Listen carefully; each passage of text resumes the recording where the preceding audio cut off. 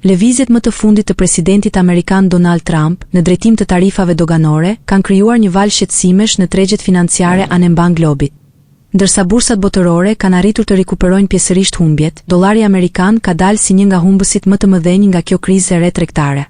Sipas analistëve të tregjeve valutore, pas njoftimit për tarifat e reja, investitorët kanë braktisur dollarin dhe janë orientuar drejt valutave më të qëndrueshme si euro, frangu zviceran dhe jeni japonez. Kjo ka sjellë një rritje të ndjeshme të vlerës së euros, e cila në disa tregje ka kapërcyer kufirin në 1.14 dollarëve, niveli më i lartë në 3 vitet e fundit. Indeksi i dollarit, që mat forcën e tij përballë 6 monedhave kryesore botërore, ka shënuar një rënje të ndjeshme, duke zbritur në nivele që nuk janë parë që prej vitit 2022. Deri më tani, nuk është raportuar ndonjë ndërhyrje konkrete për të frenuar këtë rënje.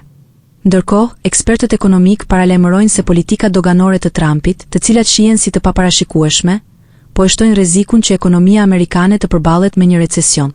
Sipas raportimeve të mediave ndërkombëtare, shqetësimi i tregjeve tashmë nuk lidhet vetëm me inflacionin, por me pasojat e mundshme afatgjata për rritjen ekonomike.